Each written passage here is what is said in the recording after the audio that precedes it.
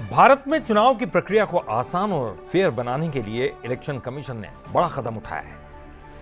यहां election commission ने 334 गैर मान्यता प्राप्त राजनीतिक पार्टियों का रजिस्ट्रेशन रद्द कर दिया है। यानी आयोग ने इन दलों को डीलिस्ट कर दिया है। ये राजनीतिक पार्टियां अब किसी भी तरह के लाभ को लेने की स्थिति में नहीं रहेंगे। इलेक्शन कमीशन ने मध्य प्रदेश के 15 दल, छत्तीसगढ़ के 9 दलों के रजिस्ट्रेशन रद्द कर दिए हैं। इसके अलावा उत्तर प्रदेश में 115 राजनीतिक पार्टियों की मान्यता रद्द कर दी है। यह कार्रवाई चुनाव आयोग ने बिहार चुनाव से पहले की है।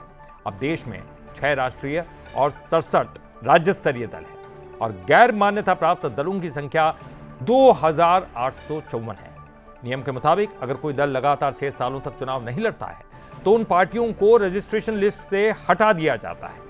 और इसी के तहत जून 2025 में आयोग ने राज्यों और केंद्र शासित प्रदेशों के मुख्य निर्वाचन अधिकारियों को जांच करने का निर्देश दिया था, जिसमें 334 गैर मान्यता प्राप्त दल नियमों पर खरे नहीं उतरे।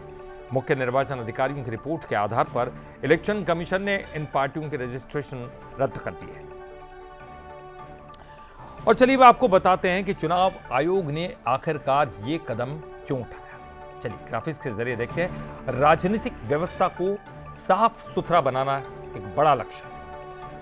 निर्धारित शर्तों का पालन करते हुए ये दल नहीं पाए गए, यानी कि जो निर्धारित शर्तें होती हैं उनका पालन करना जरूरी है।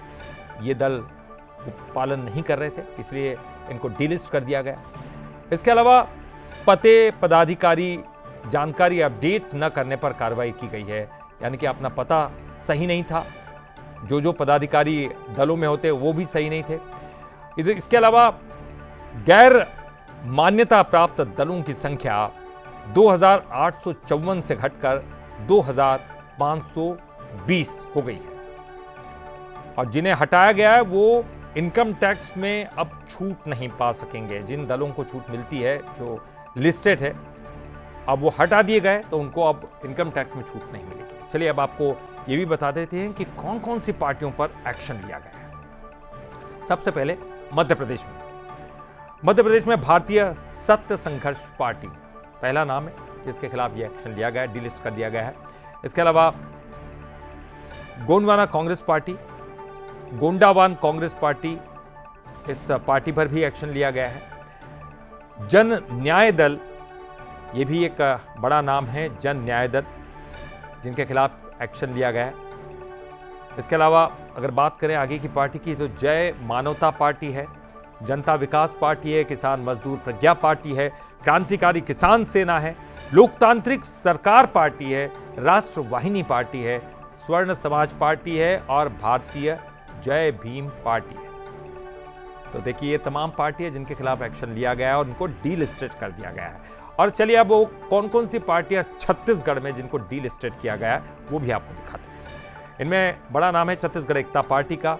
इसके अलावा छत्तीसगढ़ मुक्ति मोर्चा है, छत्तीसगढ़ समाजवादी पार्टी है, पृथक बस्तर राज्य पार्टी है, राष्ट्रीय आदिवासी बहुजन पार्टी है, छत्तीसगढ़ विकास पार्टी है, राष्ट्रीय मानव एकता कांग्रेस पार्टी है। ये वो तमाम पार्टियां जो आपको बता रहे हैं, इनको डीलिस्टेड किया गया है। इनकम टैक्स में छूट का लाभ इनको नहीं मिलेगा।